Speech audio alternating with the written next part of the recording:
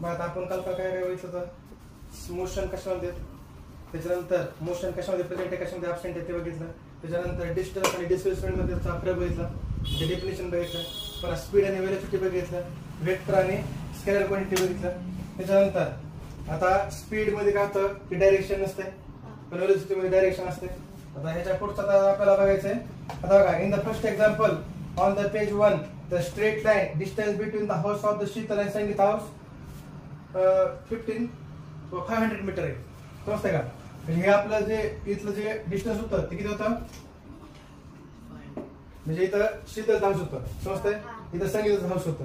तर हा जो डिस्टन्स होता किती होता, 500 मीटर. समजतंय.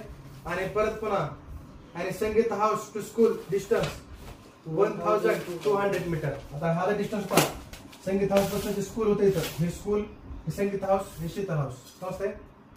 आता स्कूलचा ही किती डिस्टन्स होता, 1200 मीटर. समजतंय. आता परत आलाय straight line distance between the Sheetal house and school.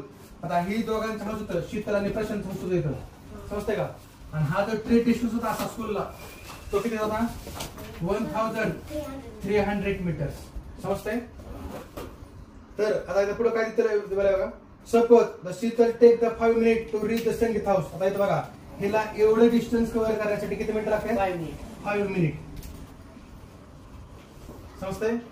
आणि पुढे काय विचारलंय बघा, and then 24 minutes reach the school from then. आणि त्याला इथून इथपर्यंत ह्या संगीत हाऊस पासून स्कूल जाण्यासाठी शीतलला किती वेळ लागत आहे, 24 मिनिट.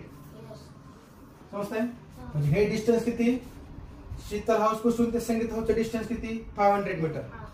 त्याला लागणारा वेळ इथून इथपर्यंत जाण्यासाठी 5 मिनिट लागतात. संगीत हाऊस पासून स्कूल जाण्याचा डिस्टन्स किती, 1200 मीटर आहे. तिला जाण्यासाठी तिला 24 मिनिट्स लागतात. समजतंय.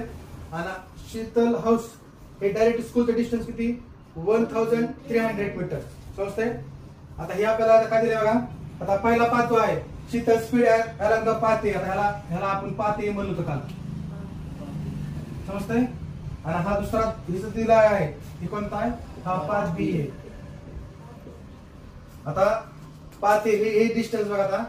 आता इथं बघा, Sheetal speed along the path A is equal to distance upon time. आता पाथ ए चा डिस्टन्स आहे ते किती, 500 मीटर आहे. आणि त्याला लागणारा जो टाइम आहे, म्हणजे शीतल हाऊस पासून ते संगीत हाऊस पासून लागणारा जो टाइम आहे तो किती, 5 मिनिट आहे. आणि जे डिस्टन्स आहे ते 500 मीटर आहे. तर आता बघा इथं 500 डिवाइड बाय 5, 5 आणि 5 बाय 50 आणि 0 0. तर असं 100 पर मिनिट, म्हणजे एका मिनिटाला ते 100 मीटर जायला लागेल. तर हे आले. परत आहे Sheetal speed along the path B distance upon path. आता इथलं बघा, आता हे डिस्टन्स आहे म्हणजे संगीत हाऊस पासून ते स्कूलचं डिस्टन्स जे आहे ते किती, 1200 मीटर आहे. तर 1200 डिवाइड बाय 24 मिनिट्स, त्याला लागणारा टाइम किती, 24 आहे. म्हणजे इथून तिला जाण्यासाठी 24 मिनिट्स लागतात. तर 24 2000. तर इथं 50 मीटर पर मिनिट, म्हणजे ते इथं काय करायला मिनिटाला 50 मीटर जायला लागली. तर असं पाथ ए आणि पाथ बी चं आपण डिस्टन्स काढायचं. आता त्याच्यानंतर आता बघा, आता शीतलचा अवरेज स्पीड काढायचा आपल्याला. अवरेज स्पीड म्हणजे काय, टोटल डिस्टन्स, टोटल टाइम. आता टोटल डिस्टन्स म्हणजे इथलं 500 पहिलं, पाथ ए चा डिस्टन्स जो आहे ते किती, 500. आणि आता टोटल डिस्टन्स म्हणलं इथं. समजतंय. तर आता पाथ ए चा 500 मीटर. समजतंय. आणि पाथ बी चा किती, 1200 मीटर. 1200 मीटर. आता किती झालं टोटल, 1700 मीटर. हा. आणि इथं 1700 मीटर. समजतंय. आता सेम टोटल टाइम. आता पाथ ए साठी किती लावते, 5 मिनिट्स. पाथ बी साठी किती लावते, 24. मग त्या ह्या दोघांच्या ॲडिशन किती झालं, 29 आलं. आता 1700 मीटर आणि 29 जर डिवाइड केलं आपण तर त्याला किती येत आहे, 58.6 मीटर पर मिनिट. एवढं म्हणजे ते 58.6 त्याचा ॲव्हरेज स्पीड निघाला. समजतंय. आणि परत पुन्हा शीतलची वेलोसिटी काढली. आता Sheetal velocity is equal to displacement. आता काल बघितलं आपण, ही ऍक्च्युअल डिस्टन्स आहे समजतंय Yes. आणि हे डिस्प्लेसमेंट आहे. Displacement. The displacement upon time हे किती 1300 मीटर आहे. आणि त्याला टोटल टाइम किती लागणार आहे 29 मिनिट्स आणि त्याला वेलोसिटी किती आली 44.83 मीटर पर मिनिट समजतंय. तर हे आपण न्यूमेरिकल काढलं समजतंय. आता ह्याच्या पुढचं एक आहे आता बघा effect the speed and direction on the velocity. आता बघा स्पीड आणि डायरेक्शनचा वेलोसिटीवर काय परिणाम होतोय याचा पहिला बघा Sachin travel in the motor bike explain what will be happen following event during the Sachin rides. आता सचिन काय करायला आहे त्याच्या मोटर बाईक वर ट्रॅव्हल करायला गाडी चालवायला तो म्हणजे ट्रॅव्हल करतोय आणि सचिन तर त्याचा काय म्हणजे explain the will be happen the following event during the Sachin rides. आता what will be effect on the velocity of the motorcycle if the speed increase or decrease. म्हणजे त्याने जर स्पीड इन्क्रीज करा डिक्रीज करता त्याचा परिणाम काय होतोय Velocity. होतं का वेलोसिटीवर परिणाम. Yes. यस वेलोसिटीवर परिणाम होतोय. सगळे स्पीड आणि इन्क्रीज डिक्रीज केला तर त्याचा वेलोसिटीवर परिणाम होणार आहे. Yes. पण त्याचं डायरेक्शन काय रिमेन अनचेंज आहे. डायरेक्शन अनचेंज आहे त्याचं रिमेन अनचेंज आहे Yes. समजतंय. Yes. तरी त्याचा वेलोसिटीवर काय व्हायला परिणाम व्हायला आहे. म्हणजे स्पीड इन्क्रीज व्हायला आहे डिक्रीज व्हायला आहे. Yes. त्याचा परिणाम वेलोसिटीवर व्हायला आहे. पण डायरेक्शन काय रिमेन अनचेंज म्हणजे काय डायरेक्शन तेच आहे स्ट्रेट लाईन समजतंय. परत काय दुसरं in case of turning on the road will be velocity and speed of the same. आता दोन्ही सेम असणार का No. नसणार आहे.